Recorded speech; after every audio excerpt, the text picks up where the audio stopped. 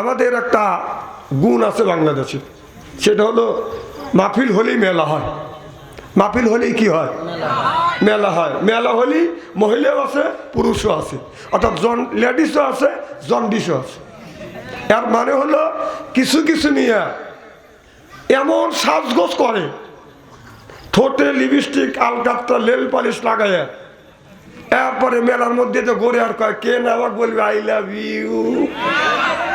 CC যারা মেলার মধ্যে গড়ে পশি জাতীয় মহিলাগুলি, পশি ওগুলি কি আরো জোর কর। আর পশিদের পিছনে গড়ে কারা? পচা। শোনেন, পচা জিনিসে মাছি একটু ভিনভিন একটু বেশি করে। আচ্ছা, কোনোদিন কি দেখছেন যে আতরের দোকানে মাছি দেখছেন? আরে মাছি দেখবেন গরু বসা, মুরগি বসা, যত বসা আছে ওই জায়গায় মাছি আছে। যত পশি জাতীয় মহিলা আছে মেলার মধ্যে আছে, পচা জাতীয় যুবক আছে, ওরা মেলার মধ্যে ওদের পিছনে ঘুরতেছে। তোমরা একটা মুসলমানের ছেলে, তারপরে যুবক তোমরা হয়া ওদের পিছনে গরু পশির পিছনে একটুকু শরম করে না? স্বামী স্ত্রীর বন্ধন, এটা জান্নাতি বন্ধন। সুবহানাল্লাহ কোন। দেখেন, স্বামী স্ত্রী বন্ধনের মধ্যে বাদান আপনার কোনো বাদান সুতোর বন্ধন থাকে না, এরপরে বাদান রথের কোনো বাদান তালি থাকে না, না থাকে বাদান মাঝখানে আঠা পড়বে না, তার উপরে কোনোদিন বাদান ঠাটা, লোকটা কোনোদিন হবে না বাদান পাঠা। এরপরে বিবির গলায় দিবেন মালা, থাকবে না আর কোনো জ্বালা, আপনার কানে দিবেন দুল, করা যাবে না দুইজনের ভুল। এরপরে হাতে থাকবে, মাথায় থাকবে লম্বা চুল, হাতে থাকবে ছুরি, আপনার ওইটা হবে স্ত্রী। এরপরে পড়তে হবে কবুল, কিনে আনতে হবে লাল শাড়ি, পড়তে হবে কবুল, ওইটা হবে স্ত্রী। করা যাবে না মারামারি, বলে গেল বাথরুমি আনসারি। কি পুরুষকে ঠান্ডা করার জন্য মহিলার আল্লাহ এমন একটা জ্ঞান দিছে, মুহূর্তের মধ্যে ফ্যাক ফ্যাক করে কায়দা পুরুষকে শেষ করে বলা যায়। তাই যদি না করে, বিয়ের আগে মার সাথে সম্পর্ক, বিয়ের আগে ভাইয়ের সাথে সম্পর্ক, বিয়ের আগে বোনের সাথে সম্পর্ক, বিয়ের আগে দুলাভাইয়ের সাথে সম্পর্ক, বিয়ে করিয়ে সুমার বলে না 6 মাস না যাইতে যাইতে, হ্যাঁ, এক বালিশে মাথা রেখে কুটু কুটু করে ইটে আনি সেরি। হ্যাঁ, তোর কারণে মার সাথে দ্বন্দ্ব, বাবার সাথে দ্বন্দ্ব, ভাইয়ের সাথে দ্বন্দ্ব, বোনের বাড়ি যাবে দিস না, একমাত্র ইট আনি সেরির লেগে। কথা কর, আর একদিনকে তুই আসবি, ঠিক কিনা কর। একটা অবাস্তব কথা বলবো না, এদিক তাকান। এক নাম্বার আর একটা কথা স্মরণ করে দিই, আলেম যতই কালো হোক, তার চেহারার দিকে চাওয়া থাকলে সগীরে গুনাহ মাফ করে দেয় কি? যেরকম চেহারাটা কি একবারই খারাপ নাকি? খালি আমার দিকে চাওয়া থাকবে না, দোয়া করবেন। আপনারা যে ওয়াজ শুনবেন সেই ওয়াজটাই যেন আল্লাহ মুখ দিয়ে বের করে দেয়। যেরকম আমি তো ইমান আলী বুঝাচ্ছে যাও, বিবি বলছে যাও, তো বলতেছে বিবি আমি যদি কোরআনের মাহফিলে যাই তুমি খুশি? কয় হে। হারিকেন লাগা দিছে। ইমান আলী কোরআনের মাহফিলে যায় আর দেখে যে হাজার হাজার মানুষ। বাংলাদেশে এমনও মাহফিল হয়, বসা তো দূরের কথা, দাঁড়ানোরও জায়গা পাওয়া যায় না। যেরকম ঠিক কিনা হয় কিনা মাহফিল? তো ইমান আলী যা বসবে, বসার মতো কোনো জায়গা নেই, ঘুরে ঘুরে লক্ষ্য করে দেখে এইরকম স্টেজ, সামনে একটু জায়গা আছে, ইমান আলী যা বসছে। ও বসে জীবনে তো ওয়াজ নসিহত শোনে নাই, ডেকোরেশনের সাজগোজ দেখে মনে মনে ভাবতেছে এইগুলি মনে হয় ওয়াজ। পাশের মানুষের দিকে বলতেছে ভাইজান এইটাই কি ওয়াজ? বলতেছে না ভাই এটা ওয়াজ না। ওয়াজ কাকা কেন? দ্বিতীয় বক্তা ওয়াজ করছে, তৃতীয় বক্তা ওয়াজ করছে, প্রধান বক্তা এসে গেছে। দ্বিতীয় বক্তা তৃতীয় বক্তা বিদায় হয়ে গেছে, প্রধান বক্তা স্টেজে এসে বসছে, ইমান আলী সামনে বসে। কোথায় বসে? খুব খেয়াল করে শুনবে, সামনে কে বসে? ইমান আলী। আর প্রধান বক্তা স্টেজে এসে বসে গেছে। হাজার হাজার মানুষ দেখে বক্তার আত্মা ভরে গেছে, প্রথম পর্যায়ে ওয়াজ করতেছে। আমার ভাইয়ের আমার, আপনাদের সুন্দর পরিবেশন দেখে, আপনাদের আচার আচরণ ভালোবাসা দেখে আমার মন বলতেছে ইমান এখানে আছে। যেই কইছে ইমান এখানে আছে, হাত টান করে বলছে ইমান কয় ছাড়ছি, টার্গেটে আমি তো পড়ে গেছি। হ্যাঁ, আমি কোরআনের মাহফিলে আসবো না। আর আমার বউ পাম্পটিতে পাঠা দিল, তুমি যাও। হাজার হাজার মানুষ হুজুর কাউরে ধরল না, আমার কাই ইমান এখানে আছে। আমি ইমান এই জায়গায় আসছি, এই খবর যদি হুজুর জানে, হুজুর আরো গুমর ফাঁস করবে, ইমান সুদও খান, যা এখানে থাকবো না, চলে দেবে। যাই বাপ এই বলে উৎস হচ্ছে চলে দেবে, যাই বাপ। এক পর্যায়ে মৌলানা সাহেব ওয়াজ করতেছে, আমার ভাইয়ের আমাদের ভিতরে যে ইমান আছে, ইমান কিন্তু এখন যাই বাপ। ইমান কয় সাক্ষী কিরে, আমি যাই বাপ, এই খবর হুজুর কিভাবে জানলো? আমি ইমান আসছে, তাও কয় হুজুর কয় ইমান আসছে, আবার আমি ইমান যাই বাপ, এ খবর যদি হুজুর জানে, হুজুর আরো গুমর ভাস করবে যে আপনার ইমান মানুষের আইলো ঠেলে, যা এখানে আমি থাকবোই না। ইমান আলী আস্তে আস্তে করিয়া হামা গরু দিয়ে ডান পাশ দিয়ে ওই রাস্তার পাশে যায়, গাড়গুলো দেখতেছে, দেখে হুজুর কিছু বলে নাকি। এক পর্যায়ে মৌলানা সব বলতেছে, আমার ভাইরা বাপ, আপনাদের সুন্দর ব্যবহার দেখে, আপনাদের আচরণ দেখে আমাদের ভিতরে যে ইমানটা আসছে, এই ইমানটাকে সব মানুষ মিলিয়া শক্ত করে মজবুত করিয়া ধরো। যেই কইছে ধরো, ইমান কাজ সারছে, ইমান উঠে দৌড় চড়াইছে। হুজুরের নজর তো আছে, হুজুর কা দৌড়াইকে পাবলিক কা হুজুর ইমান দৌড়াইছে। বিশ্বাস করেন ভাই, কেমনই ঋণ খেতে পারি দিছে 2-4 বিঘা ছোট আদাল কাদা দিয়ে ডেরেনে ভাইজে, আতালে ভাইজে কাদা দিয়ে জড়া গেছে। ইমান আলীর বিবি ইমান আলীকে কোরআনের মাহফিলে পাঠা দিতে পেরে, নিজের জীবন ধন্য মনে করতে পেরে ঈশান নামাজ পড়ে আল্লাহর কাছে হাত তুলে দোয়া করতেছে, মাওলানা আমার স্বামী কোরআন বোঝে না, হাদিস বোঝে না রে আল্লাহ, আমার স্বামীকে আমি সুন্দর করে বুঝাইয়া কোরআনের মাহফিলে পাঠা দিতে পেরে আমি আমার জীবন ধন্য মনে করতে পেরেছি। আল্লাহ তোমার কাছে দরখাস্ত করি, আল্লাহ তুমি আমার স্বামী ইমান আলীকে হেদায়েত নসিব করিও। ইমান আলী কয় যে ওখানে কয় হুজুর কয় ইমান, আবার বউ ইমান করতেছে, তাহলে দুজন যোগ পরামর্শ করে দিচ্ছে, কারণ ওইটা হেদায়েত ছুটে দিচ্ছে। ইমান আলী পিছন থেকে যায় শুরু করে দিচ্ছে। ইমান আলীর বিবি বলতেছে, স্বামী কত মানুষ কোরআনের মাহফিল থেকে হেদায়েত প্রাপ্ত আসে, আর তুমি এসে মারামারি শুরু করে দিলে। কারণ মারামারি দেখলি কি, টাকা দেখ তোর ইমানের দিকে টাকা দেখ। হুজুর যখন বললো যে সব মানুষ মিলে ইমানকে শক্ত করিয়া মজবুত করে ধরো, আমি যদি দৌড় না দিতাম তোর ইমানের 12টা বাজা থাকতো। তো বাবা আমাদের ভিতরে যে ইমান আছে, ইমানের 12টা বাজার কাম শেষ। যখন ঠিক কিনে আমার ভাইরা, আমার মুসলমান ভাইরা, আল্লাহর হাবিবের প্রিয় উম্মতেরা ভালো করে লক্ষ্য করে শুনুন, আমলে নিয়তে শুনতে হবে। আমরা যারা কোরআনের মাহফিলের মধ্যে আসছি আল্লাহর বান্দা, আর করব না কোনো রকমের দান্দা, কোরআনের সাথেই থাকবো আমরা বান্দা। কোরআনের মাহফিলের মধ্যে আমরা যারা আসছি, আমাদের মাথায় টুপি, মুখের দাড়ি, এটা হলো মুসলমানের চিহ্ন। কোরআন হাদিস যারা বোঝে না আর পড়ে না, ওরা হলো 1 নাম্বার জঘন্য। চিল্লা কোন ঠিক কিনে আমার ভাইরা, ভালো করে লক্ষ্য করে শুনুন, আমলে নিয়তে বাদান শুনতে হবে।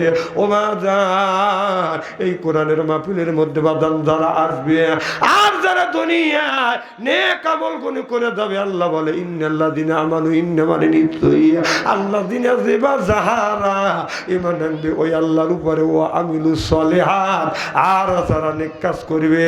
নেক কাজের মধ্যে নামাজ আছে, রোজা আছে, হজ আছে, যাকাত আছে, কোরবানি আছে, ভালো ভালো কাজ। আল্লাহ নেক কাজের মধ্যে বাদান ঢুকা দিছে। 1 নাম্বার ঈমান, আর 2 নাম্বার যারা নেক কাজ করবে, এই মানুষটাকে আদর করে করে করে আল্লাহ জান্নাতে দিবে। চিল্লা কোন আল্লাহু আকবার। আল্লাহ আল্লাহ মিকুনা শামসু কামা, আল্লাহ আল্লাহ মিকুনা আরদু জামা, আনতুম আওলানা বাস্তুম মুসলিম কিসানা হায়, আনতুম আওলানা বাস্তুম মুসলিম হোতা কাম হায়। জোরকন আল্লাহু আকবার। আমার ভাইরা বাপ, ভালো করে লক্ষ্য করে শুনুন, আমি বলতেছিলাম ইন্নাল্লাযিনা আমানু, ইন্না মানে নিশ্চয়ই আল্লাযিনা যিবা যারা ঈমান আনবে ওই আল্লাহর উপরে, ও আমিলুস সলিহাত, আর যারা নেক কাজ করবে। নেক কাজের মধ্যে নামাজ আছে, রোজা আছে, হজ আছে, যাকাত আছে, কোরবানি আছে, ভালো ভালো কাজ। আল্লাহ নেক কাজের মধ্যে ঢুকা দিছে। চিল্লা কোন আল্লাহু আকবার। 1 নম্বর ঈমান। আর যারা বান্দারা 2 নাম্বার নেক কাজ করবে, অর্থাৎ আল্লাহ দেখে না বিশ্বাস করেছে আল্লাহ আছে, রসুল দেখে না বিশ্বাস করেছে রসুল আছে। আল্লাযিনা ইউমিনুনা বিল গায়ব, ওয়া দেখা জিনিসের উপর বিশ্বাস স্থাপন করার নাম হচ্ছে বাদান ঈমান। আল্লাহ না দেখে যারা ঈমান আনছে ওই মানুষটা যখন জান্নাতে যাবে 70,000 হুর আসবে, আদর করে করে বাদান জান্নাতে নিবে। আল্লাহর বান্দাকে আদর করে করে যখন ফেরেশতারা জান্নাতে নিবে, আল্লাহর বান্দারা জান্নাতের গেট দেখবে, গেট দেখিয়ে বাদান বসে পড়বে। এবার আল্লাহর ফেরেশতা বলবে, ও আল্লাহর বান্দা, এটা আল্লাহর জান্নাত না, এটা জান্নাত না, এটা হলো জান্নাতের প্রথম গেট। সিল্লাকান আল্লাহু আকবার। ওখান থেকে আবার তুলবে আল্লাহর বান্দা, আর একটা গেট পাবে, লোটা গতি কাছে যা থাকবে সবকিছু বাদাম রেখে ওই জায়গা বসে পড়বে। আল্লাহর ফেরেশতারা বলবে, আল্লাহর বান্দা, এটা আপনার আল্লাহর জান্নাত না। আল্লাহর বান্দা বলবে, না, এত সুন্দর, এত সুন্দর কোনোদিন দেখি নেই, এইটাই মনে হয় আল্লাহর জান্নাত হবে। আদর করে করে নিয়ে যাবে। যেমন ঈদের পরে আমাদের বাড়িতে আসে বাদান আপনার আত্মীয়, যখন আসে বাদান মেহমান, যখন আসে বাদান জামাই, শাশুড়ি, জামাইকে পায়া করে বাদান আদর, বাইরে দেয় বিদেশি চাদর। জামাই মনে করে হাইরে আমার কদর, এরপরে তৈরি করে পিঠে হলো কুশলি। জামাই বাজার থেকে কিনে আনে বাদান মিষ্টি, শাশুড়ি বাদান জব করে মুরগি হলো দেশি। জামাই খায়া খায়া যায় খুশি। শ্বশুর বাজারে থেকে আনে বাদান গরুর গোস্ত। জামাই খায় আর মনে মনে কয় শ্বশুর শাশুড়ি হলো আমার পানের দোস্ত। এরপরে খায় বাদান পোলা, খায়া তো মনের মধ্যে দেয় দোলা। তারপরে খায় বাদান দই, খায়া তো বাদান হইসই। তারপরে খায় পেপসি কোকো কোলা, খায় তো মনের মধ্যে দেয় দোলা। তারপরে খায় কাঁচা সুবরে দিয়ে একটা পান, এরপরে মনের মধ্যে আসে বাদান গুনগুনানি গান। তারপরে খাই এক কাবলা হাকিমপুরি জর্দা, শরীর তার গামিয়ে যায়, বুঝাই আমি বড় মর্দা। এইভাবে ওয়াজি হবে ইনশাল্লাহ, যদি ধৈর্য ধরে। আমার ভাইরা, আমার এ মুসলমান ভাইরা, আল্লাহর হাবিবের পেগম্বররা ভালো করে লক্ষ্য করুন। আমলে নিয়তে বাদান শুনতে হবে। 1 নাম্বার ঈমান আনা লাগবে, 2 নাম্বার বাদান নেক কাজ করা লাগবে। ও বাদান ঈমান আনা লাগবে বাদান কার উপরে? আল্লাহর উপরে বাদান ঈমান আনা লাগবে। আল্লাহর দাসত্ব যদি ঈমান আনিয়ে আল্লাহর দাসত্ব আর গোলামি যদি করতে পারেন, তামাম পৃথিবীটা আল্লাহ আপনার গোলাম বানিয়ে দিবে। জোরকন আল্লাহু আকবার। আশিকে আল্লাহ, মাসুকে মুহাম্মদ, আশিকে আল্লাহ, মাসুকে মুহাম্মদ, জামালে খোদা, কামালে মুহাম্মদ, সিল্লাকুম মারহাবা।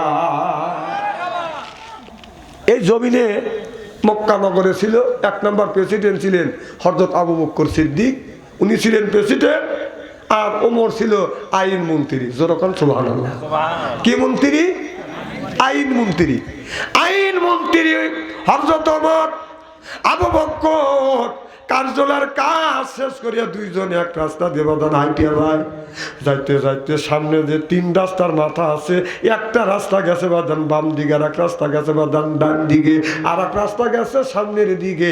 ওই 3 রাস্তার মাথায় যায়, 3 রাস্তার মোড়ে যাইয়া হযরতে আবু বকর সিদ্দিক রাদিয়াল্লাহু তাআলা আনহু দেখে বলতেছে, ভাই ওমর, আপনি এই ডাইন রাস্তা দিয়ে যান, বাম রাস্তায় আমার কাজ আছে, এরপরে কাজটা ছেড়ে আমি আসবো। হযরতে আবু বকর সিদ্দিক বাম রাস্তা দিয়ে যায়, আর হযরত ওমর বাদান ডাইন রাস্তা দিয়ে বাদান বাসায় যায়। আর মনে মনে চিন্তা করে, মনে হয় আমার ভাই আবু বকর সিদ্দিক ওই জায়গা যা কোনো আপনার এক্সট্রা কোনো নেকির কাজ করে। আমাদের দেশের কোনো নেতা নেত্রী যদি একসাথে যাইয়া যদি বলে, ভাই যান আমি এই দিকে যাই, আপনি ওই দিকে যান, প্রত্যেক দিন যদি এই কথা কয়, নেতার মনে সন্ধি যুগবে, নিজে একাই খাবে, আমার রেখে দিবে না। কথা কম না কে?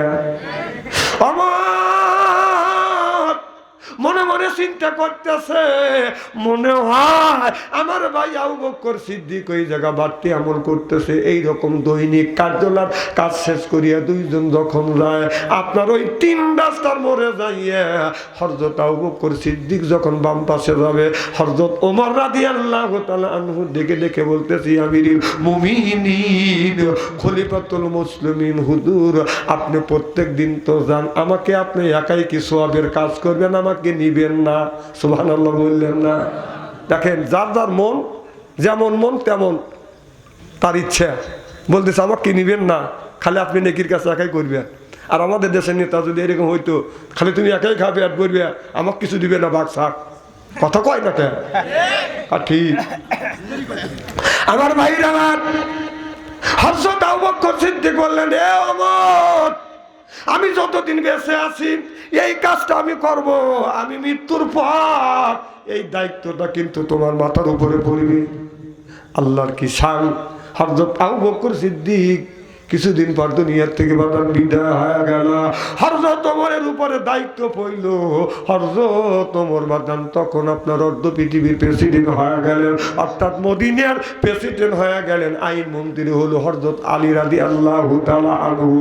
দুইজন কার্যালয় কাজ শেষ করিয়া হযরতে আলী আর হযরত ওমর এই রাস্তা দিয়ে যায়, আপনার ওই 3 রাস্তার মোড়ে দাঁড়াইয়া হযরত ওমর রাদিয়াল্লাহু তাআলা আনহু ডেকে বলতেছে, ভাই আলী রে, ডাইনের রাস্তা দিয়ে তুমি যাও, আর এই বাম রাস্তায় আমার একটা কাজ আছে, আমি এই কাজ সারিয়া এরপরে আমি বাসায় আসবো।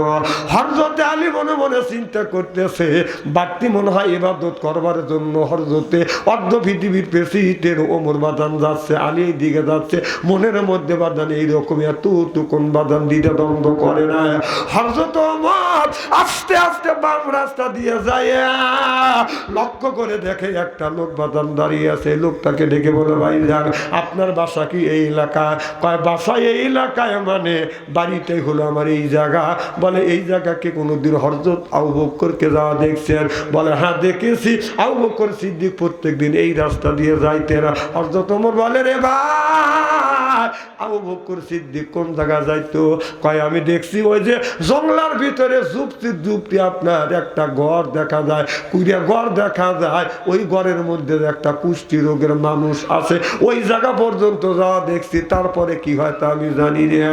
হযরত আবু বকর সিদ্দিক ওই লোকটার কথা শুনিয়ে আস্তে আস্তে আগা যা দেখে, ঘরের মধ্যে একটা কুষ্টি রোগী অন্ধ একজন লুলা মানুষ বাদান বসে বসে আবু বকরের কথা স্মরণ করতেছে। আবু বকর রে, এখন পর্যন্ত তুমি আইলে না, আজ প্রায় 2 দিন ধরে ওয়ানা হাদে আমাকে কেউ খাবার খাওয়াচ্ছে না। হযরত ওমর কাছে বাদান খাবার ছিল, হযরত ওমর যাইয়া ওই যে ওমর যাইয়া খাবারটা এইরকম বাদান প্লেটে নিয়ে ওই লোকটার মুখে যখন খাবারটা তুলে দিছে, ওই লোকটা বলে, আপনি কে গো, আমার মুখে খাবার তুলে দিচ্ছেন? আপনি তো আবু বকর না, আপনি তো আবু বকর না। চিল্লাকান আল্লাহু আকবার। ওমর বললেন, ভাইজান, আমি যে আবু বকর না। আপনি কেমন করে জানলেন? কয়, আমি জানি আপনি আমার আবু বকর না, আমার আবু বকর এইরকম করে তো আমার মুখে খাবার তুলে দেয় নাই। কয়, কেমন করে আবু বকর খাবার তুলে দিছে? কয়, আবু বকর যখন খাবার দিছে আমার ঠোঁটে মুখে গা এইরকম যদি আঙ্গুল দিত, আমার মুখ থেকে রক্ত বের হইতো। এই জন্য আবু বকর সিদ্দিক এইরকম আঙ্গুল দিয়া লোকমা বানাই আমার মুখে তুলে দেয় না, হাতের তালুতে খাবার রাখিয়ে তুলে দিত, আমি আর কষ্ট পাইতাম না। আমি নিশ্চিত আপনি যখন আঙ্গুল দিয়ে যখন আমার মুখে খাবার তুলে দিছে না, আমি বুঝেছি আপনি আমার আবু বকর না, আপনি কে? এবার হযরত ওমর ডেকে ডেকে বলতেছে, আপনার আবু বকর নাই, কুল্লু নাফসিন যায়কাতুল মউত, আল্লাহর ডাকে সাড়া দিয়ে আল্লাহর জান্নাতে পার জমাইছে। চিল্লাকান আল্লাহু আকবার। আশিকে আল্লাহ, মাসুকে মুহাম্মদ, জামালে খোদা, কামালে মুহাম্মদ। আপনারা ওয়া করনা, অবস্থায় মারা গেছে। এখন এই দায়িত্বটা আমি পালন করব। অর্ধ পৃথিবীর প্রেসিডেন্ট লোকটা যতদিন বাইসে ছিলেন তিনি যাওয়ার সাথে সাথে বাদান খাবার বাদান আপনার রান্না করতেন, রান্না তুলে দিয়ে লোকটার বিছানা বাদান পরিষ্কার করতেন, বিছানা পরিষ্কার করিয়া লোকটাকে সুন্দর করে গোসল করাইয়া ইতিমধ্যে বাদান খাবার হয়ে গেছে। এই খাবারটা পেরেটে ভরিয়া লোকমা বানাইয়া হাতের তালুতে রাখছে, লোকটার মুখের কাছে ধরছে। এইভাবে লোকটাকে বাদান খানা পিনা করাইছে। এইভাবে একদিন নয়, 2 দিন নয়, প্রায় 2 থেকে 3টা বছর ওই লোকটার বাদান কষ্ট, আপনার লোকটার বাদান, ওই লোকটার বাদান খেদমত করেছে। অর্ধ পৃথিবীর দিনে প্রেসিডেন্ট সেই যদি এই ধরনের খেদমত করে থাকে, আর আমাদের দেশের মেম্বারের অবস্থা দেখছেন, চেয়ারম্যানের অবস্থা দেখছেন, ছোটবেলা দেখছি বহু তালাকের মাসালা দিছ হাফেজকারী মৌলানা মুফতি, এখন হাফেজকারী মৌলানাকে লাগে না। বহু তালাক দেওয়ার সময় ইউনিয়ন বেটে চেয়ারম্যান আর মেম্বারই তালাক দেয়। কথা কয় না রে, জোরে কন। এখন আর মোল্লা দরকার হয় না, কারণ এক ইউনিয়ন ভোটে চেয়ারম্যান আর মেম্বার মিলেই তালাকের ফায়সালা দিছে। আমাদের দেশের মেম্বার চেয়ারম্যান এমন বিচার করে, আপনার 1 ঘন্টা আগে আপনার স্বামীকে তালাক দিয়ে ওই মেয়েটাকে আরেকজনের হাতে তুলে দেয়। আছে না নাই? তো মেম্বার সাহেব, চেয়ারম্যান সাহেব যে কাজগুলি করলেন, এটা তো পুরোটাই শরীয়তের বিধান বিরোধিতা কাজ করলেন। আর হিসেব করে দেন আপনারটা ঠিক আছে কিনা, মাসালা না যায় না, হাফেজকারী মৌলানা মুক্তির কাছে না শুনে আন্দাজে কাজ করেন না। আমাদের দেশে অনেক পরামানিক আছে, টাকার জন্য ধরা পড়ছে একজনের বউর সাথে আরেকজন পরে কে করে, ওখান থেকে ছেড়ালে ওর সাথে গসা দিছে। 1.5 টাকার লেগে তুমি এই কাজটা করলে, কোন জ্ঞানে কোন বিবেকে তুই তো করলি? আমার কথা ঠিক, ঠিক বললেও ঠিক, না বললেও ঠিক, যখন ঠিক কিনা। আস্তে আস্তে কথা শুরু করবো। আসান তো আপনারা? এইভাবে যদি কোনটা খানি আলোচনা করি, শোনার জন্য রাজি আসান তো? আচ্ছা, হাত তুলে দেখান তো দেখি, রাগ করবেন কারা কারা? বুঝেছি আপনাদের মন মানসিকতা ভালো আছে, যারা হাত তুলছেন মহাব্বতে তুলছেন, আর যারা তোলেন নাই বুঝে তোলেন, অতএব 2 দলই ঠিক আছে। ইউনিয়ন ভোটে একটা মেয়ের বিয়ে হয়েছে, 1 বছর না হইতে হইতে এই মেয়েটা স্বামী আর বলছে আমি রাখবো না, এই বিচারটা চলে গেছে ইউনিয়ন ভোটে।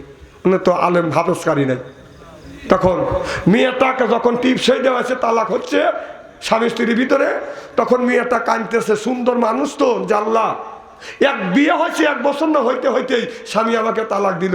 আল্লাহ কলঙ্কির বোঝা আমার মাথার উপরে চাপে বলে, এই বলে মেয়েটা কাঁদতেছে। চেয়ারম্যান সাহেব টাকা দেখতেছে, মেয়েটার তো বয়সও কম, 18-19 বছর, চেয়ারাও ভালো, মাথার উপরে হাত দিয়ে বলতেছে, বুনু কাঁদো না, তোমাকে আমি বয়স্ক ভাতার কার্ড দেবো। অত 60 বছর না হলে বয়স্ক ভাতার কার্ড দেওয়া যায় না, ওই 20 বছর বয়স, সুন্দর চেহারা আছে, বয়স্ক ভাতার কার্ড দিবি। প্রথম সপ্তাহে যায় আধা মন চাল, দ্বিতীয় সপ্তাহে যায় আধা মন চাল, আর 1 মাসে যায় বাদান দেয় আধা মন চাল, আর 1 সপ্তাহে যায়, যাইয়া যখন যায় আধা মন চাল দিয়া ওড়না ধরে বাদান টান দেয়। মেয়েটা বলে, ও চেয়ারম্যান সাহেব, এইটা কি তোমার স্বভাব?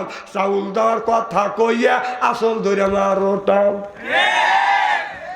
এইরকম চেয়ারম্যান একটা নয়। যদি আপনি চান যে একটা প্রমাণ দেখান, একটা চালে আমি 2টা দেখাবো, 2টা প্রমাণ চালে আমি 100টা দেখাবো, 100 প্রমাণ চালে 200টা বাদান দেখাবো। বাংলাদেশের শতকরা 70% চেয়ারম্যান এমপিদের চরিত্র দিলে, যখন ঠিক কিনে ঠিক তোর চরিত্র কি রে? আমাদের বাংলাদেশের যুবক যুবতীর চরিত্র চলে গেছে এই মোবাইলের ভিতরে। কার ভিতরে? প্রেম প্রীতির জ্বালা, মোবাইলের মেলা, এখন আর চিঠি লেখা লাগে না। কতক্ষণ ও ছেলে সারারা জাগিয়া ফোনে কথা বলিয়া, লেখা পড়াইয়া ছেলের ভালো লাগে না, লেখা পড়া আমি আর ভালো লাগে না। মোবাইল ফোন আসিল কি দোলা লাগিল, ফজরের ঘুম তো পোলার ভাঙল না। পেটে বাজ যাই থাক পরনে নাই থাক, পেটে বাচ্চাই থাক, পরনে নাই থাক, মোবাইল ছাড়া মিয়া চলে না, মোবাইল ছাড়া ছেলের চলে না। মোবাইল ফোন আসিল কি দোলা লাগিল, ফজরের ঘুম তো পোলার ভাঙল না, চিল্লা বলুন ঠিক কিনে। আমার নবী বলেছে ইয়ার ফলিন বিদ্যা উঠে যাবে, এক সুরুল জাহিল জাহিলিত বর্ষিত হবে। আর সেই অবস্থা আজ বাংলার জমিনে হচ্ছে। আমার নবী 1450 বছর পূর্বে বলেছে এমন একটা জামানা আসবে আগুনের কয়লা হাতে রাখা সম্ভব হবে, কিন্তু মানুষের ভিতরে বাজান ঈমান থাকবে না।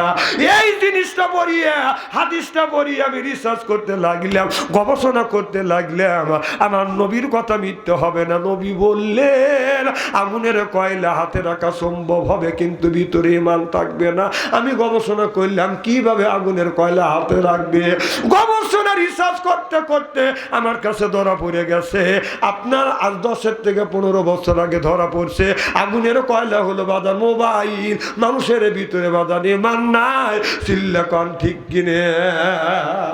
ঈমান ভিতরে আছে ঠন ঠনা ঠন, মাথায় দেখবেন টুপি, দেখলে মনে করিবেন 14 আসমান থেকে গোসল করে আসছে, দাড়ি দেখলে মনে করবেন জিবরাইলের ভাইরা, জুব্বা দেখলে মনে হয় ইসরাফিলের খালু, শয়তানের বেলা আলু।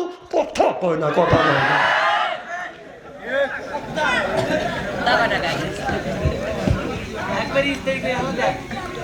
আপনাদের কি গ্রাম? বিলাসপুর গ্রামে, বিলাসপুর গ্রামের মধ্যে যদি 50টা যুবক যুবতী থাকে, আপনি রাত 12টার পরে মেসেঞ্জারের মধ্যে ঢোকেন, ফেসবুকের মধ্যে ঢুকে দেখেন এই গ্রামের মধ্যে যদি 50টা যুবক যুবতী থাকে, রাত 12টার পরে যা দেখবেন 50টা যুবক যুবতীর মধ্যে তার 40টাই রাত 12টার পরে লাইনে আসছে। ও কি করতেছে? ও তাহাজ্জুদ নামাজ পড়ে মোনাজাত করতেছে। আগে দেখছি রাত 12টার পরে 1টার পরে সাপ বলছে চোর গেল, চোর চোর। আর এই খবর কি পান? কারণ এক চোরের সাথে আমার আলাপ হয়েছে। আমি বললাম চুরি করা বাদ দিছ? কাহে হুজুর দিছি। তুমি কে? কয় যে রাত 9টার থেকে 3:30 পর্যন্ত ঘরের মধ্যে যা দিয়ে আলো জ্বলতেইছি। তার মানে কি? কথা কি বোঝেন? কিসের লেগে আলো জ্বলে? কয় প্রেম করে। তোর বাপ করছে প্রেম? এইটুক বাচ্চাও প্রেমের কি বোঝে? এই তুই মুসলমানি দিছিস? তোর চেন খুলে দেখো না। আমি ওইটি বুঝাচ্ছি। এর মানে ঘরের মধ্যে যাদের আলো জ্বলতেইছে, এর মানে হলো ফেসবুক খালি টোকা যাচ্ছে, খালি খোট্টা যাচ্ছে। 3:30টার সময় চোর এখন চুরি করে হলো 3টার 3:30 পর। ও 3:30টার সময় প্রসব করে এসে সময় মরার গুণো শরীর দুর্বল হয়ে গেছে, যা দেখা দেখছি। কথা কি বুঝতে চান নাকি? কারণ ওই যে মরার ঘুম আইসে, চোর আইসে বেলা ওঠার আগ পর্যন্ত চুরি করে নিয়ে গেছে। 9টার সময় ঘুম ভেঙে দেওয়া যায় আর ঘরের মধ্যে কিছুই নেই। এল্লা এ কখন চুরি করলো? কয় আমি 3:30টার সময় আমি প্রসব করে শুয়েছি। হ্যাঁ 3:30টার সময় তুই? কয় আমি 9টার থেকে শুরু করে 3:30 পর্যন্ত জাগিয়ে আছি, 3:30টার সময় আমি প্রসব করছি, তারপরেও মরার ঘুমনে ঘুমাইছি। বাবা এই যে আপনি অপ্রাপ্ত বয়সের ছেলের হাতে যে স্ক্রিন টাচ ফোন দিচ্ছেন, বাবার 3টে ছেলে, 3টে ছেলের হাতে টাচ ফোন, 3টে মেয়ের হাতে আপনাদের টাচ ফোন দিয়ে মসজিদের আগের কাতারে যায় নামাজ পড়ে মোনাজাত করে রব্বানা জালালনা ফ্যাক করে ব্যবসা। আপনার ফ্যাক করে ব্যবসা নেন, 5 পয়সার দাম নাই। কারণ আপনার অপ্রাপ্ত বয়সের ছেলে, অপ্রাপ্ত বয়সের মেয়ে আপনার ওই মোবাইলের মধ্যে যত খারাপ কাজ করবে, যত পাপ করবে, এই পাপটাকে 3 ভাগে ভাগ করা হবে। 1 ভাগ পাবে মা, 1 ভাগ বাবা, 1 ভাগ ওই ছেলে মেয়ে পাবে। বিশ্বাস যদি না হয় মরিয়ে দেখেন, মরিয়ে দেখেন যদি বাঠাম না ফাটাচ্ছে। খুব খারাপ লাগতেছে ভাই। না না আমি উচিত কথা বললেই তো খারাপ লাগবে। তবে আমি একটা পীর সাহেব বলছিলাম যে আপনি পীর মানুষ, আপনার কাছে টাচ ফোন কেন? হুজুর আমি খবর পড়ি। আমি বলি খবর আপনি পড়েন না, খবর আপনি দেখেন। যার কাছে যে পীর সাহেবের কাছে টাচ ফোন আছে, তুমি একজন পীর মানুষ, তোমার কাছে টাচ ফোন থাকবে কেন? কারণ টাচ ফোন থাকলেই মহিলার ছবি আসবেই, মহিলার ছবি আসবেই, চোখের নজরে পড়বেই, চোখের জেনা হবেই। চোখের জেনা হলে সে পীর হইতে পারবে, অলি হইতে পারবে। কোন পীর সাহেব যদি বলে যে আমি পীরগিরি করিয়া আমি অলি হয়ে গেছি, আগের জামানায় মানুষ অলি ছিল, এখন অলি হওয়া খুব কঠিন। যদি টাচফোন থাকে ওই লোকটা অলি হইতে পারবে না, সে যত বড় পীর কেন হয়। যদি বলে আমি অশ্লীল কিছু দেখি না, ওই পীরের ধরেন আর পীরের বউকে ধরে রিমান্ডে নিয়ে বাড়ি সরান, ওর বউ যেই রিমান্ডে নিয়ে বাড়ি দিবেন, ও বউ বলবে যে ল্যাংটা ছবি ওই একা দেখানে আমাকে নিয়ে দেখছি। কথা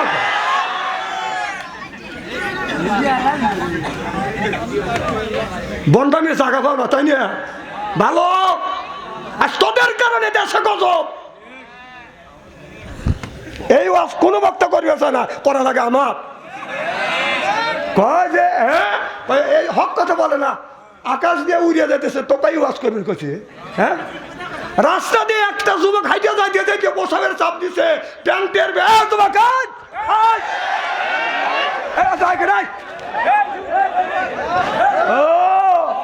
হ্যাঁ না, আঙুল তুলছে, আঙুল তুলছে। হ্যাঁ, আঙুল তুমি তুললেই তো আর কিছু হইতো না। আচ্ছা ভাইজান, আমি আগে বলে এলেছি না, কি জানি বলতেছিলাম, আমি ওয়াজটা কি করা হয়েছিল? না না না না, একটা ছেলে রাস্তা দিয়ে হেঁটে যাচ্ছে, প্রসাবের চাপ দিচ্ছে, দাঁড়া থেকে প্রসাব করতেছে। আর আমার মতো মৌলবী, আমাদের মতো মৌলবী দিয়ে বলতেছে আস্তাক ফেরুল্লাহ। এইগুলি কি মুসলমানের? এখন আস্তাক ফেরুল্লাহ, আস্তাক ফেরুল্লাহ হলে সিটারই জায়গা পাও না, তাই না? অল্প করে করে ওখানে আস্তাক ফেরুল্লাহ না, ওখানে বলা লাগবে তুই মুসলমানের বাচ্চা ভাই, ও বসবের কাপড় নষ্ট করবে না, হয় দৌড় দিবি। উনি আস্তাক ফেরুল্লাহ পাইছে, সস্তা দোয়া পাচ্ছে, তাই না? খুব খারাপ লাগতেছে মনে হয় আমার ভাইরা, মুসলমান ভাইরে। আল্লাহর হাবিবের উম্মতেরা ভালো করে লক্ষ্য করে শুনুন, আমলে নিয়তে বদল শুনতে হবে। হযরত আলী, হযরত ওমর রাদিয়াল্লাহু তাআলা আনহু বাদান কি করতেন? হযরত ওমর বাদান তো হয়ে গেছে, ওমর রাস্তা দিয়ে বাদান হাইটে যাচ্ছেন, এশার নামাজ পড়িয়া সব মানুষ বাদান বাসায় চলে গেছে। হযরত ওমর বাসায় যায় না, হযরত ওমর বাদান গ্রামের মধ্যে বাদান ঢুকছে। এক গ্রামে যা জিজ্ঞাসা করে গ্রামবাসীরা তোমরা কেমন আছো? গ্রামবাসীরা বলো হুজুর আপনার রাষ্ট্র শাসনে আমরা আরাতে দরজা না দিয়ে আরামে ঘুমাইতে পারি। চিল্লাকান আল্লাহু আকবার। আমার ভাইরা, আমার যা লক্ষ্য করে দেখে 14ই জ্যোৎস্নায় জীবে গত রাত্রিতে 14 তারিখে জ্যোৎস্না, এত জ্যোৎস্না এত সুন্দর উঠছে, দিনের মতো দেখা যাচ্ছে।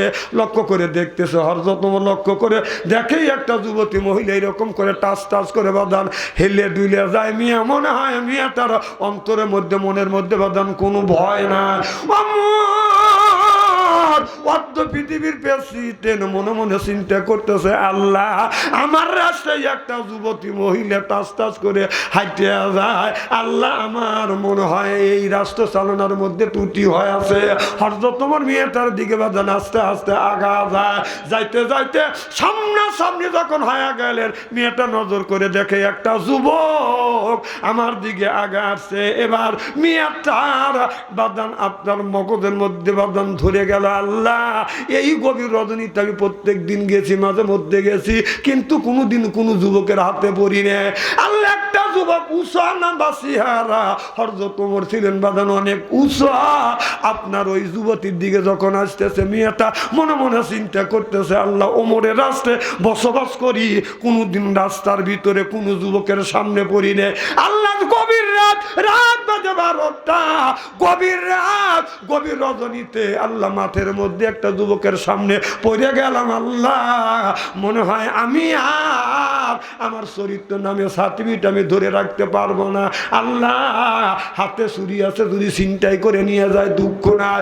গলায় মালা আছে, তাও যদি ছিনতাই করে নিয়ে যায় দুঃখ নাই। এরপরে কানে দুল আছে, ছিনতাই করে নিয়ে যদি যায় তাতে দুঃখ নাই। আল্লাহ, আমার চরিত্র নামে যে সার্টিফিকেট আছে, এই সার্টিফিকেট যদি নষ্ট হয়ে যায়, বাসর ঘরে যাইয়া আমি আমার স্বামীর কাছে কি পুরস্কার দিব? একটা নারীর জীবনে সবচাইতে বড় সম্পদ হলো সতীত্ব সম্পদ, আর একটা পুরুষের জীবনে সবচাইতে বড় সম্পদ হলো বাজার সতীত্ব সম্পদ। চিল্লাকন ঠিক কিনে? স্বামী স্ত্রীর বন্ধন, এটা জান্নাতি বন্ধন। সুবহানাল্লাহ কোন? দেখেন, স্বামী স্ত্রী বন্ধনের মধ্যে বাদান আপনার কোনো বাদান সুতোর বন্ধন থাকে না, এরপরে বাদান রথের কোনো বাদান তালি থাকে না, না থাকে বাদান মাঝখানে আঠা পড়বে না, তার উপরে কোনোদিন বাদান ঠাটা, লোকটা কোনোদিন হবে না বাদান পাঠা। এরপরে বিবির গলায় দিবেন মালা, থাকবে না আর কোনো জ্বালা, আপনার কানে দিবেন দুল, করা যাবে না দুইজনের ভুল। এরপরে হাতে থাকবে, মাথায় থাকবে লম্বা চুল, হাতে থাকবে ছুরি, আপনার ওইটা হবে স্ত্রী।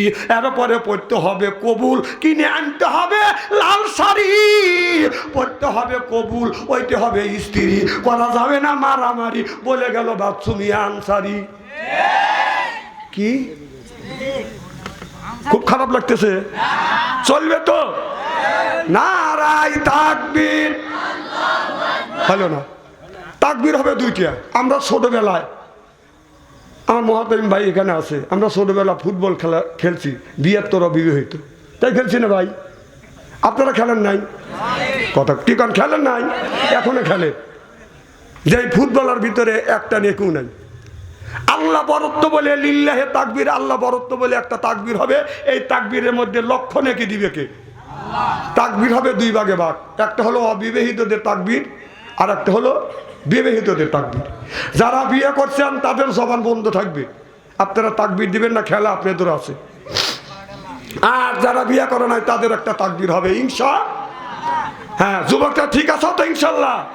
গলাটা একটু পরিষ্কার করেন। যারা বিয়ে করছেন তারা মুখটা বন্ধ রাখবেন। আর যুবকরা এবার রেডি? নারে তাকবীর। আচ্ছা, এখন যারা বিয়ে করছেন, সভাপতি সাহেব ইজ্জত জানি যায় না, মুহাতামিম ভাই, ভাই ঠিক আছেন তো? ইজ্জত জানি যায় না কি? বিয়ে যারা করছেন ঠিক আছেন? আর যারা বিয়ে করে নাই তোমরা গেছ। এখন দেখো, আমরা যারা বিয়ে করছি, তোমরা যারা আমাদের বুড়ো মনে করো, দেখো আমরা কেবা বুড়ো। রেডি?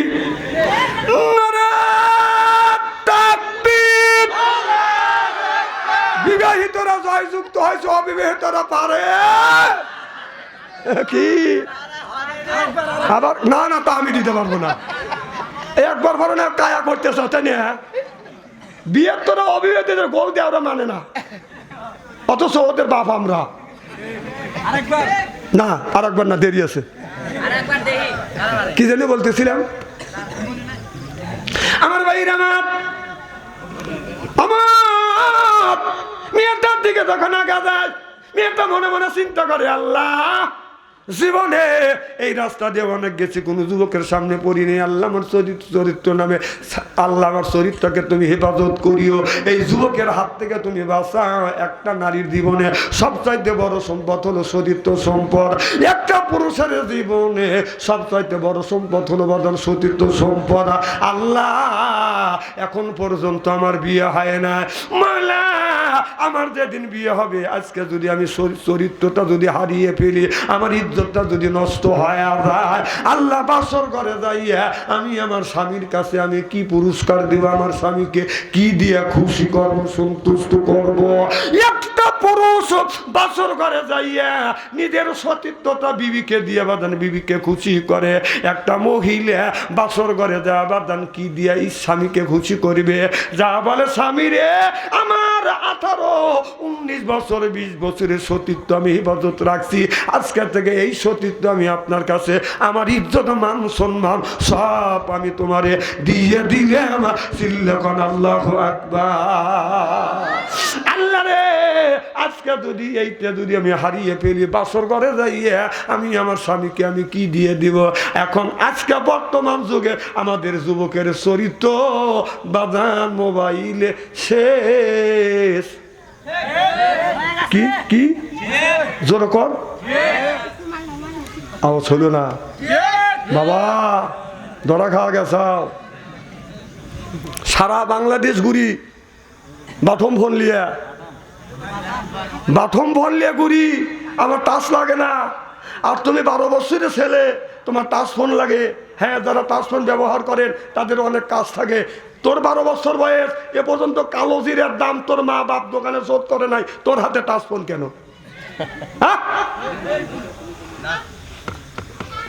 অনেক মানুষ এই স্মার্টফোন দিয়ে আপনার অনেক ধরনের ব্যবসা করে, কাজ করে, তারা করে।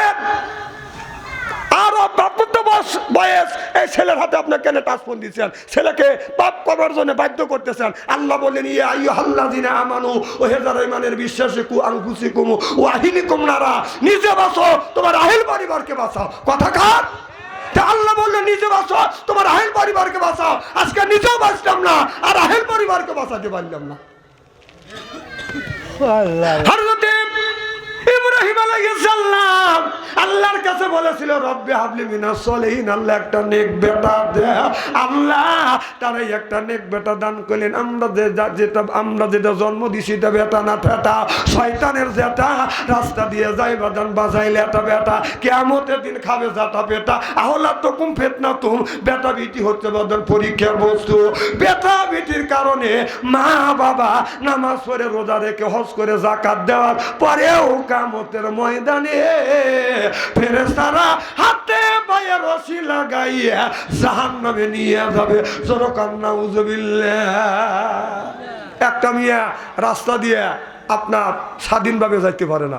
আমাদের সাদাতপুর কলেজ থেকে একটা মেয়ে আগে আগে যাচ্ছে, একটা বকাইতে ছেলে পিছ যাচ্ছে। আমার কথা কি শুনতেছেন? আমি চিন্তা করলে মেয়েটার বাড়ি আমার এলাকা চিনি, এই যুবকের বাড়ি কথা আমি তো চিনি না। তো যুবক চিন্তা করতেছে, হুজুররা পরের বাড়ি খায়, লম্বা যুবক গায়ে দিয়ে ধাক্কা দিলে শুয়ে পড়বে। খায়া তো দেখা নেই কোনোদিন। যে খাইছে সেই বুঝছে ফেরাউন। কে বুঝছে? কার থাপ্পুর খাইছে? কথা কয় না। কার থাপ্পুর? মুসা আলাইহিস সালামের থাপ্পুর।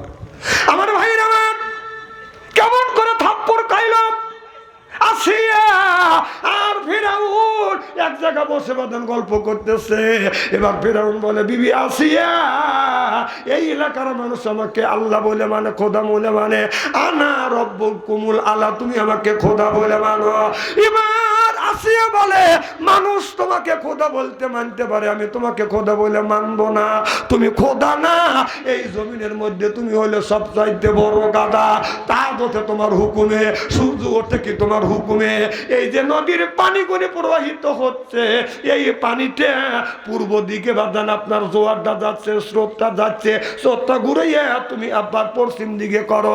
এবার ফেরাউন বলে, বিবি রে, আমার কথা এই আপনার পানির, আমি যদি বলি পানি কমে যাবে, যদি বলি জোয়ারে ভরপুর হয়ে জোয়ারে ভরপুর হয়ে যাবে। এবার এইভাবে দুইজন গল্প করতে করতে একটা কাঠের সিন্ধুক নদীর কিনার দিয়ে বাদান ভেসে যাচ্ছে।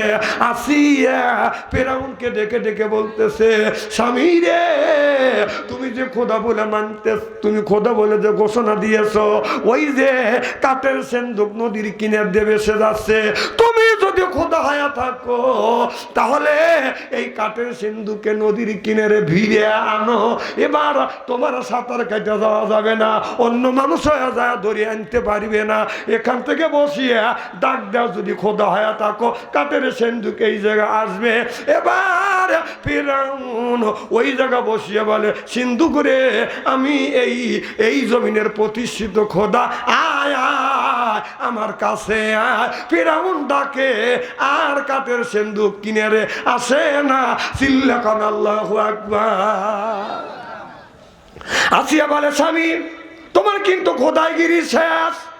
সামান্য কাঠের সিন্ধুককে আনতে পারলেন না, নদীর কিনারে ভিড়াতে পারলেন না, কিসের তুমি খোদা হইছো? এবার ফেরাউন বলে, তুমি যেই আল্লাহর পক্ষ নিয়ে ছাপাই গাচ্ছ, তুমি আনো দেখি। সুবহানাল্লাহ যেরকম, যে আমি পারলাম না, তুমি এনে দেখাও। আসিয়া এবার নদীর কিনারে দাঁড়াইয়া দেখে বলে, সিন্ধুক রে, আল্লাহর পক্ষ থেকে বলছি রে সিন্ধুক, তুমি নদীর কিনারে ভিড়ে যা। বলাও শেষ, সিন্ধুক তো নদীর কিনারে ভিড়ে গেলেন।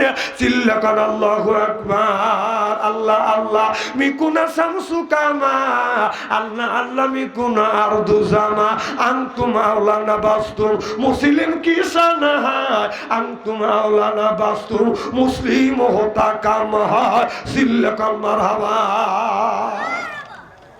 একজন দুইটা ছেলে বিয়ে করেছি। কয় ছেলে? একই দিনে দুই ছেলে বিয়ে করেছে। এরকম করে না? তো বাপ মা একটা নিয়ত করছে যে একই দিনে দুই ছেলে বিয়ে করাবো, আনন্দ করব। তো ঠিকই একই দিনে দুই ছেলে বিয়ে করেছে। এক ছেলে বিয়ে করেছে ওই গ্রামে, আর এক ছেলে বিয়ে করবে গেছে দক্ষিণ পাড়া। দুই গ্রামে বিয়ে করিয়ে আগেকার লোক বিয়ে করছে, বাপ মা পছন্দ করে যে ডান্সে ওইটি সংসার করছে। আমার বাপ মা পছন্দ, ওই সুটকে এনে দিচ্ছে, ওই সুটকি দিয়ে আমাদের জীবন কেটে গেল। আর এখানকার যুবকেরা নিয়ম হলো ছেলে বউ দেখবে, বউ স্বামী দেখবে। আর আমাদের ছেলেদের আপনার চয়েস একবার হারা ফেলছে। ওর চয়েস নাই কে, ও বন্ধুকেরা নিয়ে যায়, দেখ মালটা কেমন।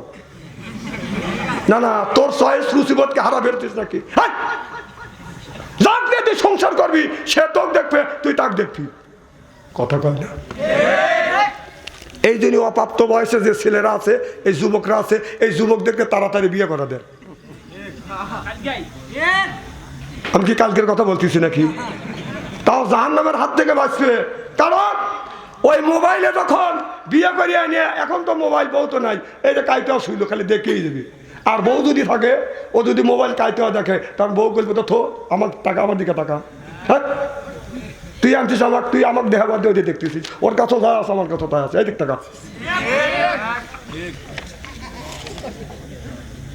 একই দিনে দুই ভাই বিয়ে করছি, বিয়ে করে বউ নিয়ে আসছে, আইনে উঠোনে দাঁড় করায় না। ফস করে একজন করছে কি, ওই ছোট ভাইয়ের বউ নিয়ে এসে বড় ভাই বাম পাশে দাঁড় করা দিছে, বাম পাশের বউ নিয়ে যা, বড় ভাইয়ের বউ নিয়ে যা, ছোট ভাইয়ের বাম পাশে দাঁড় করা দিছে। আমার কথা কি বুঝতেছেন? অনেক সময় আনন্দ উল্লাস করে ভুল করিয়া ওই যে ছোট বউ বড় ভাই বাম পাশে, আর বড় ভাইয়ের বউ ছোট ভাইয়ের বাম পাশে আনন্দ উল্লাস করার পরে যার যার বউ হাত ধরে লিয়া ঘরের মধ্যে ঢুকে গেছে। 2 দিন হয়ে গেছে। 2 দিন পর আপনার মিয়ার বাড়ি থেকে আছে, আইসা মিয়ার ডাক দিয়েছে, মা সালমা। আইসা হাজির, মা জামাই কৌ? টাকা দেওয়া যায় আব্দুল কুদ্দুস। কাইডা আমার জামাই? কানা তো আব্দুল কুদ্দুস তো তোমার জামাই না, বিয়ে দিছে আব্দুল সালামের সাথে।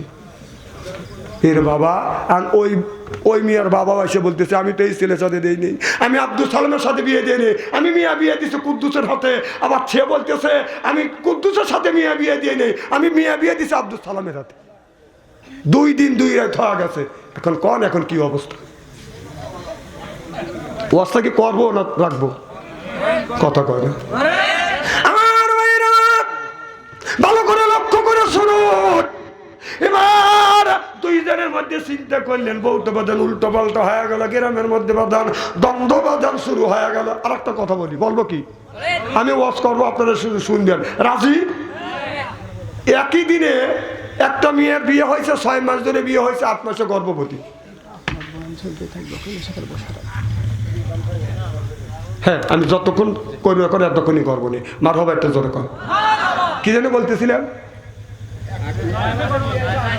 6 মাস ধরে বিয়ে হয়েছে, 8 মাসে গর্ভবতী। কয় মাস? আমার ভাইয়ের আমার স্বামী বলে, বিবি রে, 6 মাস ধরে বিয়ে করলে 8 মাসে তোমার পেটের বাচ্চা, তুমি এই অবৈধ কাজ কোথায় করছো আর কার কাছ থেকে করিয়ে এনে আমার মাথার উপরে তুমি চাপাইছো। এবার মেয়েটা বলে স্বামী রে আল্লাহর কসম করে বলতেছি এটা আমার অবৈধ সন্তান, এটা হলো বৈধ সন্তান। এই কথা শ্বশুর শুনছে, শাশুড়ি শুনছে, এলাকার মানুষ শুনছে, চেয়ারম্যান মেম্বার মাতবার প্রধান নিয়ে বাজার বিচার করতেছে, শত শত মানুষ জমা হয়ে গেছে। এবার ছেলেটা বলতেছে 6 মাস ধরে বিয়ে করছি, বিবির পেটের বাচ্চার বয়স হলো আপনার 8 মাস, আমি এই বউ আমি রাখবো না। আপনারা বিচার করেন গ্রামের পরামানিকটা মেয়েটাকে জিজ্ঞেস করে মারে কয় মাস ধরে বিয়ে করছো? মেয়েটা বলে 6 মাস ধরে বিয়ে হয়েছে। পেটের বাচ্চার বয়স কয় মাস? বলে পেটের বাচ্চার বয়স হলো 8 মাস। আমার কথা কি বুঝতেছেন নাকি? পরামানিকরা বললেন 6 মাস ধরে যদি বিয়ে হয়, 8 মাসে যদি পেটে যদি বাচ্চা হয়, এটা অবৈধ সন্তান। এবার ছেলেটা বললেন এটা যদি অবৈধ সন্তান হয় এই বউটা আমি রাখবো না, এই বউটাকে আমি তালাক দিয়ে দিব। এলাকার মানুষ বললে তুমি তালাক দিলেও দিতে পারো, প্রয়োজন হলে তুমি তালাক দিলেও দিতে পারো, হয়তো তুমি দয়াও করতে পারো, তুমি দয়াও করতে পারো। এরকম আছে না যে মানুষ তো বেশ ছেলেও তো সংসার করে, বলতেছে না আমি এইটা করতে পারবো না। 6 মাস ধরে বিয়ে করছে, 8 মাসে বাচ্চা, আর 2-3 মাস পরেই এই বাচ্চাটা দুনিয়ায় এসে আমাকে আব্বা তাক বলবে ফ্রি টাকা আমি শুনবে ছেলে। আমাদের দেশের যুবকেরা তোমরা কুমোরি যুবক, কুমোরি মেয়ে বিয়ে করবে। আর এই যুবকরা করে কি, একটা ছেলে রিজিকের জন্য বউ ছেলে মেয়ে রেখে 2টা ছেলে রেখে বিদেশ চলে গেছে, তুমি যুবক মানুষ ওই বাড়িতে গুডু গুডু করো করে যায় জনা খাওয়া গেছে, কট খাইছে, কট খাওয়া গেছে, এখন বিয়ে করা দেবে এলাকার লোক। ছেলে কয় না আমি বিয়ে করবো, কারণ বিয়ে করছে এই জন্যেই 2টা ছেলে বিড়ি। ছেলেটা বলতেছে এই কাজ আমি করতে পারবো না, এই বউ আমি রাখবো না। এবার মেয়েটা বললেন আপনারা তালাক দিয়েন না, আপনাদের বিচার মানি না, এই বিচার অর্ধ পৃথিবী খলিবে হযরত ওমরের কাছে আমি বিচার সানি করবো। সুবহানাল্লাহ, জোরে কর। হযরত ওমরের কাছে যখন বিচার সানি করবে সব মানুষ বলতেছে আর আমরা বিচার করবো না, ওমরের কাছে সানি করবে। মেয়েটা দৌড় হযরত ওমরের কাছে গেছেন, জিজ্ঞেস করলেন আমাদের প্রেসিডেন্ট ওমর কই? বলে মসজিদ নববীরে ওই জায়গা দৌড়ে গেছে। যায় দেখে অনেক সাহাবী আছে, বলে অর্ধ পৃথিবীর প্রেসিডেন্ট ওমর কই? সব মানুষ বললে এই দিকে চলে গেছে। রাস্তায় যা জিজ্ঞেস করে আমাদের প্রেসিডেন্ট ওমর কই? বললো ওই ইহুদি গমের খেতে যা বিচার করতেছে। কি বিচার? ইহুদি সন্ধ্যার সময় গমের খেত দেখে আসছে, সকালবেলা গম কাটবে, রাত্রে বাড়িতে সন্ধ্যার সময় বাসায় যাবাদান কামলা কিনছে। কামলা কিনিয়ে যখন আপনার গম কাটার জন্য গেছে, যা দেখে কে যেন গম বাদান পা দিয়া শোয়াইয়া গমের উপরে বাদান পায়খানা করছে। কথা কি বুঝতেছে? কিছু লোক আগে ছোট্টবেলা দেখছি আগে পা তিল বুনতো, বাড়ির পাশে যদি ক্ষেত থাকতো ওই জায়গায় আমি আমুকল কৃষি কাজ করতাম, আমও যাইতাম না, অনেক কামলারাও যাইতো না, যে কে? কারণ পায়খানা করে করে রাখতো। কথা কয় না? আমার ভাইরা ভালো করে লক্ষ্য করে শুনুন, আমার যায়া দেখে বাদান ইহুদি বলতেছে আমি গম কাটবো না। কয় কেন গম কাটবে না? কয় সন্ধ্যার সময় খেত দেখতে দেখছি ভালো। বসো, নারাই তাকবীর, প্রধান আকর্ষণ, প্রধান আকর্ষণ। আচ্ছা, আজকের এই মাহফিল আল্লাহর দরবারে কবুল হোক, এটা কি চান? কারা কারা চান হাত তুলে দেখান তো দেখি, হাত নামান। হযরত মুসা আলাইহিস সালাম বলছিল আল্লাহ তুমি তোমার বান্দার কি পছন্দ করো? আল্লাহকে আমি পছন্দ করি আমার বান্দার গায়ের রক্ত। কি পছন্দ করতে চায়? বান্দা যদি তার গায়ের রক্ত যদি আমাকে দান করে আমি আল্লাহ বান্দার হয়ে যাবো। সুবহানাল্লাহ, এটা জোরে কর। তাহলে আল্লাহর রাস্তা যদি একটু রক্ত দেওয়া যায়, আল্লাহ যদি আমার হয়ে যায়, আর কি কোনো জিনিসের দরকার আছে? মুসা নবী বললেন আল্লাহ তোমার বান্দা যদি রক্ত দেয় কতটুকু পরিমাণ রক্ত দিতে হবে? আল্লাহ বললেন বেশি না। মশা নামে প্রাণী আছে, এই পানিটা যতটুকু রক্ত খায় এতটুকু রক্ত যদি বান্দা দেয় আমি আল্লাহ বান্দার বন্ধু হয়ে যাব। সুবহানাল্লাহ। মশা নামে একটা পানি কতটুকু রক্ত খায়? 1 ফোঁটা। কথা কয় না? কতখানি খায়? 1 কেজি। কয় কেজি? 1 ফোঁটা। মশা নামে পানি যতটুকু রক্ত খায় ওই রক্তর 4 ভাগের এক ভাগ রক্ত যদি বান্দা যদি আমার নামে দান করে, আমার রাস্তায় দান করে, আমি আল্লাহ বান্দার বন্ধু হয়ে যাব। তাহলে একটু রক্ত দেওয়ার জন্য কারা কারা প্রস্তুত আছেন? আমি একটু তাকবীর দিয়ে দেখাবো। একটুখানি রক্ত কারা কারা দিয়ে আল্লাহর বন্ধু হবেন, তাকবীর দেবো, হাত তুলবেন। যাদের ইমানের স্পিরিট আছে তারা হাত তুলবেন, যাদের ইমানের শক্তি নাই হাত তুলেন না। রেডি? নারে তাকবীর! হাত টান টান করেন, দেখেন তো কে হাত তুললো না, বুঝতে হবে ওই আবু জেহেলের জাত। হাত টান টান করেন, হাত নাড়ান। রাজি? রাজি? হাত নাড়ান। সভাপতি সাহেব একটা চাকু আর একটা প্লেট দেন। মহতামিম ভাই চাকু আর প্লেট দেন, ওনার রক্ত দিতে চাইছে। চাকু দিয়ে কাটবো আর প্লেটে নিচে ধরুন। মুসানবী বলে, আল্লাহ তোমার বান্দা যদি রক্ত দেয়, রক্ত ক্ষয় অবস্থায় মারা যাবে, আল্লাহ তুমি স্যাক্রিফাইস করো। আল্লাহ বললেন, বন্ধু মুসা রে, আমি স্যাক্রিফাইস করলাম, রক্ত দেওয়া লাগবে না, রক্ত ঘামানো উপার্জন করা কিছু টাকা পয়সা বান্দা যদি আমার রাস্তা দান করে, আমি আল্লাহ বান্দার বন্ধু হব। এখন দেখতে চাই এই মাহফিলের জন্য একজন ব্যক্তি বলেন, হুজুর 10,000 টাকা দান করবো।